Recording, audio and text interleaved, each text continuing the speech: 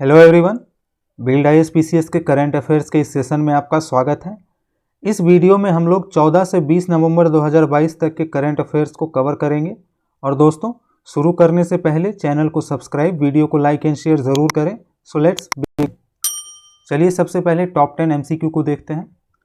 First question, Bihar के किस जिले में 3,390 करोड़ रुपए की 2 राष्ट्रीय राजमार्ग परियोजनाओं का उद्घाटन किया गया है?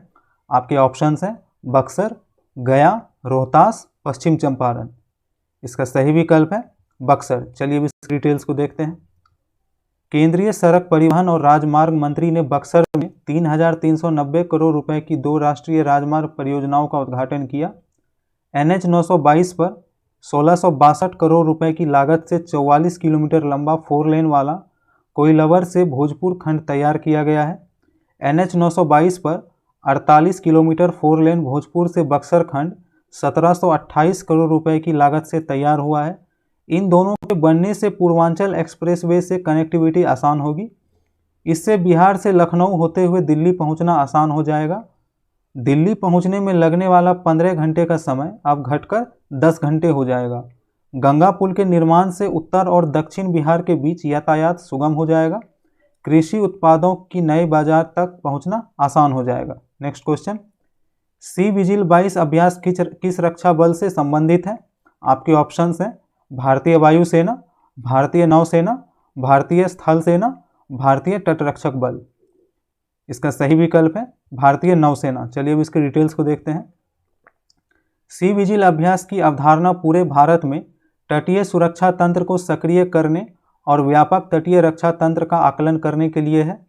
यह अभ्यास भारतीय नौसेना, तटरक्षक और अन्य मंत्रालयों के साथ समन्वय में कर रही है, जिन्हें समुद्री गतिविधियों का कार्य सौंपा गया है। तटीय राज्यों में नियमित रूप से छोटे पैमाने पर अभ्यास आयोजित किए जाते हैं, जिसमें निकटवर्ती राज्यों के बीच संयुक्त अभ्यास भी शामिल है। राष्ट्रीय स्तर पर अभ्यास सी विजिल का आयोजन बड़े उद्देश्य की पूर्ति के उद्देश्य से किया। यह शीर्ष स्तर पर समुद्री सुरक्षा और तटीय रक्षा के क्षेत्र में तैयारियों का आकलन करने का अवसर प्रदान करता है। अभ्यास सी विजिल 22 ताकत और कमजोरियों का वास्तविक आकलन प्रदान करेगा और इस प्रकार समुद्री और राष्ट्रीय सुरक्षा को और मजबूत करने में मदद करेगा। नेक्स्ट क्वेश्चन, बिहार के किस जिले में सोन नदी पर पंडुका के पास 1.5 किलोमीटर लंबे 2 लेन वाले एलिवेटेड पुल का शिलान्यास किया गया है? आपके ऑप्शंस हैं औरंगाबाद, अरवल, पटना, रोहतास। इसका सही विकल्प है रोहतास। चलिए इसकी डिटेल्स को देखते हैं। केंद्रीय सड़क परिवहन एवं राजमार्ग मंत्री ने बिहार के रोहतास में सोन नदी पर पंडुका के पास बनने वाले 1.5 किलोमीटर लंबे 2 लेन के एलिवेटेड RCC पुल का शिलान्यास किया। इस पुल के निर्माण से राष्ट्रीय राजमार्ग 19 और राष्ट्रीय राजमार्ग 39 सीधे जुड़ जाएंगे। पुल के बनने के बाद बिहार, झारखंड, उत्तर प्रदेश और छत्तीसगढ़ के बीच यातायात का आवागमन सुगम बनेगा। पुल के निर्माण से इस यात्रा समय में करीब 4 घंटे की बचत होगी। इस पुल के बनने से आसपास के क्षेत्रों व राज्यों के औद्योगिक तथा कृषि और डेयरी उत्पादों के बाजार तक पहुंचने में आसानी होगी और ईंधन की भी बचत होगी। नेक्स्ट क्वेश्चन, डिजिटल शक्ति 4.0 का शुभारंभ किसके द्वारा किया गया है? आपके ऑप्शंस हैं केंद्रीय सतर्कता आयोग, केंद्रीय जांच ब्यूरो, राष्ट्रीय महिला आयोग, राष्ट्रीय मानवाधिकार आयोग। इसका सही विकल्प है राष्ट्रीय महिला आयोग। चलिए इसकी डिटेल्स को देखते हैं। राष्ट्रीय महिला आयोग ने डिजिटल शक्ति अभियान का चौथा चरण शुरू किया है। डिजिटल शक्ति 4.0 महिलाओं को डिजिटल रूप से कुशल और किसी भी प्रकार के अवैध या अनुचित ऑनलाइन गतिविधि के खिलाफ डटकर खड़े होने के लिए जागरूक बनाने पर केंद्रित है। इसका उद्देश्य महिलाओं के लिए सुरक्षित साइबर स्पेस सुनिश्चित करना है। डिजिटल शक्ति परियोजना के माध्यम से पूरे भारत में 3 लाख से अधिक महिलाओं को साइबर सुरक्षा संबंधी सुझावों और उपायों, रिपोर्टिंग एवं निवारण तंत्र, डेटा गोपनीयता तथा उनके लाभों के लिए प्रौद्योगिकी के उपयोग के बारे में जागरूक किया गया है। नेक्स्ट क्वेश्चन, बाली यात्रा का संबंध किस राज्य से है? आपके ऑप्शंस हैं हिमाचल प्रदेश, झारखंड, उड़ीसा, छत्तीसगढ़। इसका सही विकल्प है उड़ीसा। चलिए अब इसके डिटेल्स को देखते हैं। उड़ीसा के समृद्ध समुद्री इतिहास को याद करने वाला त्यौहार बाली यात्रा पूरे राज्य में मनाया जाता है। कटक में कार्तिक पूर्णिमा के दिन से शुरू होकर 1 सप्ताह तक चलने वाला कार्यक्रम आयोजित किया जाता है। बाली उन 4 द्वीपों का हिस्सा था जिसे सामूहिक रूप से सुवर्ण द्वीप कहा जाता था, जिसे आज इंडोनेशिया के रूप में जाना जाता है। कलिंग वासियों ने बोयता नाम की बड़ी नावों का निर्माण किया और इनकी मदद से उन्होंने इंडोनेशियाई द्वीपों के साथ व्यापार किया। इन जहाज़ों के ढांचे तांबे के होते थे और इनमें एक बार में 700 आदमी और जानवर सवार किए जा सकते थे। समुद्री मार्गों पर कलिंग वासियों के प्रभुत्व को इस तथ्य से समझा जा सकता है कि कालिदास ने अपनी रघुवंश नामक रचना में कलिंग के राजा को समुद्र का देवता कहा है। नेक्स्ट क्वेश्चन, निम्नलिखित कथनों पर विचार कीजिए। पहला कथन, नोस्ट्रो खाता से ग्राहकों को किसी दूसरे बैंक के खाते में पैसा जमा करने की सुविधा मिलती है और इसका उपयोग अक्सर तब किया जाता है जब किसी बैंक की विदेश में कोई शाखा नहीं होती। दूसरा कथन, वोस्ट्रो खाता सेवाओं में वायर ट्रांसफर निष्पादित करना, विदेशी विनिमय करना, जमा और निकासी करना व अंतर्राष्ट्रीय व्यापार में तेजी लाना शामिल है। उपर्युक्त कथनों में से कौन सा कथन सही है? आपके ऑप्शंस हैं केवल ए, केवल बी, ए और बी दोनों, ना तो एक ना ही बी। इसका सही विकल्प है ए और बी दोनों। चलिए अब इसकी डिटेल्स को देखते हैं। सबसे पहले देखते हैं नोस्ट्रो खाता क्या है। नोस्ट्रो खाता का तात्पर्य एक बैंक द्वारा दूसरे बैंक में खोले गए खाते से है। इससे ग्राहकों को किसी दूसरे बैंक के खाते में पैसा जमा करने की सुविधा मिलती है। इसका उपयोग अक्सर तब किया जाता है जब किसी बैंक की विदेश में कोई शाखा नहीं होती। नोस्ट्रो एक लैटिन शब्द है जिसका अर्थ हमारा होता है। जैसे बैंक ए की रूस में कोई शाखा नहीं है लेकिन बैंक बी की शाखा रूस में है। रूस में अपनी जमा राशि प्राप्त करने के लिए बैंक ए बैंक बी में नोस्ट्रो खाता खोलेगा। अब यदि रूस में कोई ग्राहक बैंक ए को पैसा भेजना चाहता है तो वह इसे बैंक बी में खुले बैंक ए के खाते में जमा कर सकता है। बैंक बी इस पैसे को बैंक ए के खाते में स्थानांतरित कर देगा। जमा खाते और नोस्ट्रो खाते के बीच मुख्य अंतर यह है कि जमा खाते व्यक्तिगत जमाकर्ताओं के पास होता है जबकि विदेशी संस्थानों के पास नोस्ट्रो खाता होता है। चलिए वोस्ट्रो खाता को देखते हैं क्या होता है। इस शब्द का लैटिन भाषा में अर्थ तुम्हारा होता है। खाता खोलने वाले बैंक के लिए नोस्ट्रो खाता एक वोस्ट्रो खाता होता है। उपर्युक्त उदाहरण में बैंक बी में खुले खाते को इस बैंक के लिए वोस्ट्रो खाता कहा जाएगा। वोस्ट्रो खाता में खाता धारक के बैंक की ओर से भुगतान स्वीकार किया जाता है। यदि कोई व्यक्ति वोस्ट्रो खाता में पैसा जमा करता है तो यह खाता धारक के बैंक में स्थानांतरित कर दिया जाएगा। नोस्ट्रो और वोस्ट्रो खाते विदेशी मूल्य वर्ग में खोले जाते हैं। वोस्ट्रो खाते के माध्यम से घरेलू बैंक वैश्विक बैंकिंग आवश्यकताओं वाले ग्राहकों को अंतर्राष्ट्रीय बैंकिंग सेवाएं प्रदान करते हैं। वोस्ट्रो खाता सेवाओं में वायर ट्रांसफर निष्पादित करना, विदेशी विनिमय करना, जमा और निकासी करना व अंतर्राष्ट्रीय व्यापार में तेजी लाना शामिल है। नेक्स्ट क्वेश्चन, हाल ही में एथलीट आयोग का अध्यक्ष किसे चुना गया है? आपके ऑप्शंस हैं PV Sindhu, Gagan Narang, Mirabai Chanu, Mary com. इसका सही विकल्प है मैरी कॉम। चलिए अब इसके डिटेल्स को देखते हैं। भारतीय ओलंपिक संघ के एथलीट आयोग ने मंगलवार को सर्वसम्मति से 6 बार की विश्व मुक्केबाजी चैंपियन एमसी मैरी कॉम को अध्यक्ष और ओलंपियन तथा राष्ट्रमंडल खेलों के 2022 के कई पदक विजेता टेबल टेनिस खिलाड़ी शरत कमल को उपाध्यक्ष चुना। आयोग ने 10 दिसंबर को होने वाले भारतीय ओलंपिक संघ की कार्यकारी परिषद के चुनाव के लिए ओलंपिक पदक विजेता गगन नारंग और ओलंपिक में 2 बार पदक जीतने वाली पीवी सिंधु को भी आयोग के उम्मीदवार के रूप में नामित किया। इससे पहले आईओए और एथलीट आयोग के सदस्य के रूप में 10 खिलाड़ियों को निर्विरोध चुना गया।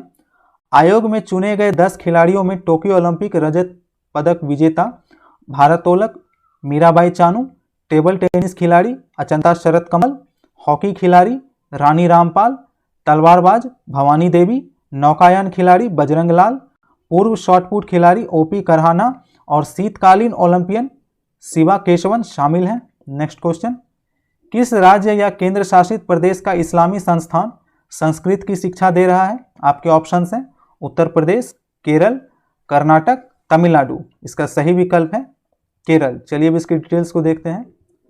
केरल के त्रिशूर जिले में एक इस्लामी संस्थान ने एक अलग ही मिसाल कायम की है, जहां लंबे सफ़ेद वस्त्र पहने और सिर पर साफा बांधे छात्र अपने हिंदू गुरुओं की निगरानी में धारा प्रवाह संस्कृत के श्लोक और मंत्र पढ़ रहे हैं। कक्षा में छात्रों और शिक्षकों के बीच संस्कृत में ही सारी बातचीत होती है। मलिक दिनार इस्लामिक कॉम्प्लेक्स द्वारा संचालित academy of sharia and advanced studies के प्राचार्य ओ मोहम्मद फैजी ने कहा कि संस्कृत, उपनिषद, पुराण आदि पढ़ाने का उद्देश्य छात्रों में अन्य धर्मों के बारे में ज्ञान और जागरूकता पैदा करना है। 10वीं कक्षा पास करने के बाद 8 साल की अवधि में छात्रों को भगवत गीता, उपनिषद, महाभारत, रामायण के महत्वपूर्ण अंश छात्रों को संस्कृत में पढ़ाए जाते हैं।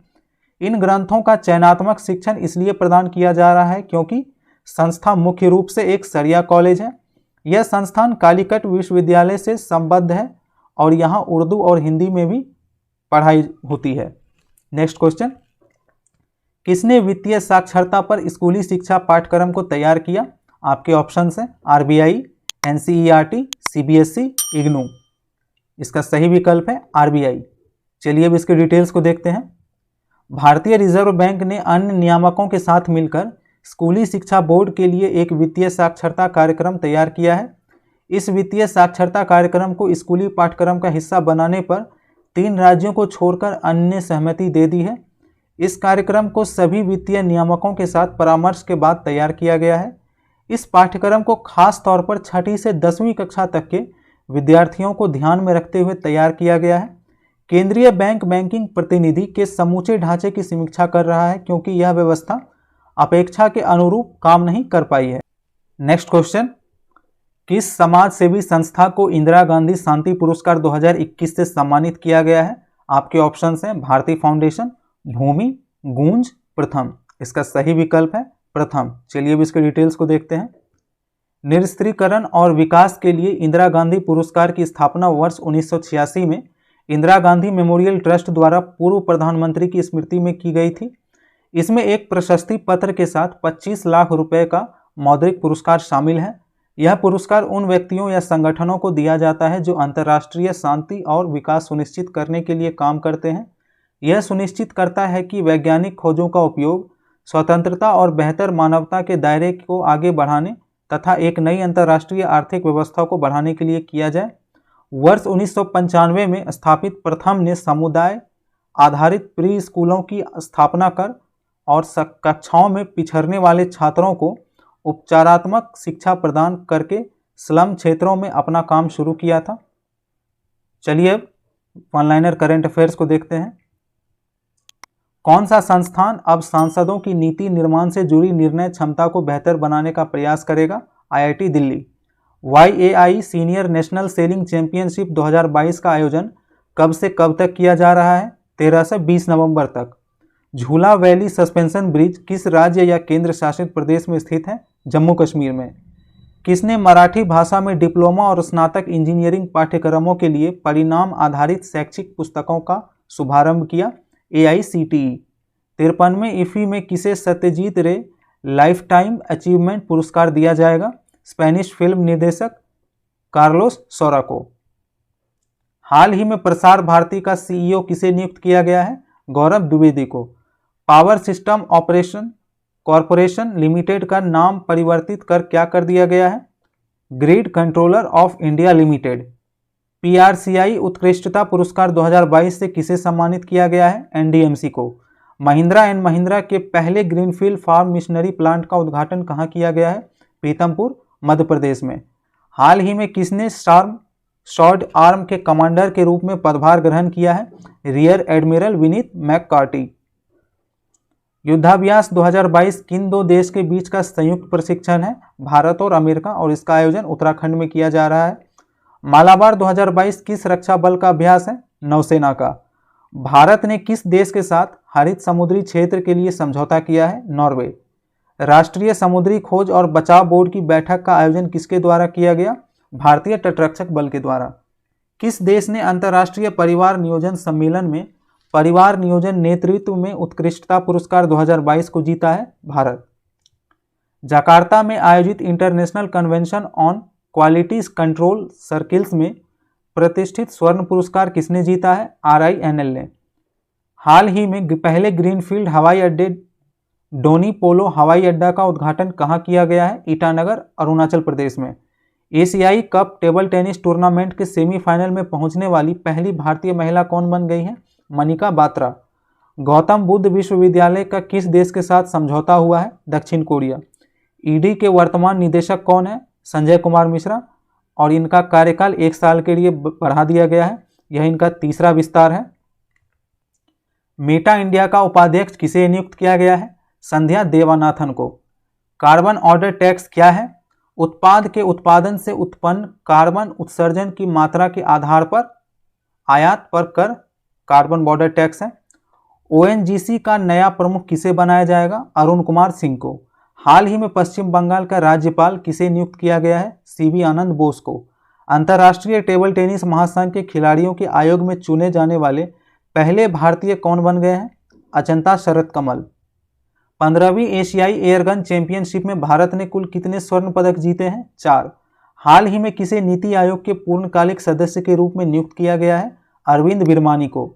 पटन पटोला बुनाई किस राज्य से संबंधित है? गुजरात से। कौन सा देश अगले साल बेंगलुरु में महावाणिज्य दूतावास खोलेगा? ऑस्ट्रेलिया। हाल ही में सर्वाधिक ग्रैमी पुरस्कार नामांकन हासिल करने वाली हस्तियों में कौन शामिल हुई हैं? बियोंसे। किस अंतरिक्ष एजेंसी ने नए चंद्र रॉकेट को लॉन्च किया है? नासा। आकाश हेल्थ केयर विस्तार योजना के तहत किस देश में मल्टी स्पेशलिटी अस्पताल शुरू किया जाएगा? उज्बेकिस्तान में। हाल ही में वेस्ट इंडीज के किस खिलाड़ी ने खिलाड़ी के तौर पर आईपीएल से संन्यास की घोषणा की है? किरोन पोलार्ड ने। अब विश्व की कुल आबादी कितनी हो गई है? 8 अरब। कौन सा देश जलवायु परिवर्तन प्रदर्शन सूचकांक 2023 में 8वें स्थान पर है? भारत। कौन सा राज्य या केंद्र शासित प्रदेश वरिष्ठ पुरुष हॉकी नेशनल की मेजबानी करेगा? तमिलनाडु। हाल ही में स्लोवेनिया की पहली महिला राष्ट्रपति के रूप में किसे चुना गया है? नताशा पर्क मूसर को। साहित्य अकादमी बाल पुरस्कार 2022 में हिंदी के लिए किसे सम्मानित किया जाएगा? शमा शर्मा को। बीबी का मकबरा कहाँ स्थित है? औरंगाबाद, महाराष्ट्र में। हाल ही में T20 विश्व कप 2022 किसने जीता है? इंग्लैंड ने। शुक्र और सूर्य के अध्ययन के लिए तकनीक का विकास कौन सा देश कर रहा है? भारत। कहाँ के कानून के छात्रों को देश के पूर्व न्यायाधीश यूयू ललित पढ़ाएंगे? कोलकाता। किस राज्य में 7 करोड़ वर्ष पुराना समुद्री जीवाश्म मिला है? मध्य प्रदेश। ITF एशियाई कप में पदक जीतने वाली पहली भारतीय टेबल टेनिस खिलाड़ी कौन बन गई हैं? मनिका बात्रा। हाल ही में चुनाव आयुक्त के रूप में किसे नियुक्त किया गया है? अरुण गोयल को। केदारनाथ सिंह स्मृति सम्मान से किसे सम्मानित किया जाएगा? Lovely Goswami.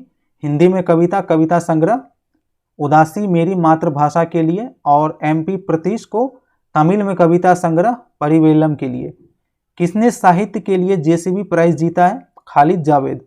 Safe balcony safe child किसके द्वारा चलाई गई मुहिम है? एम्स दिल्ली के द्वारा। टॉयलेट टिप 2.0 मुहिम कहाँ शुरू किया गया है? बेंगलुरु में। तो चलिए मिलते हैं नेक्स्ट वीडियो में। आप हमसे टेलीग्राम के माध्यम से भी जुड़ सकते हैं।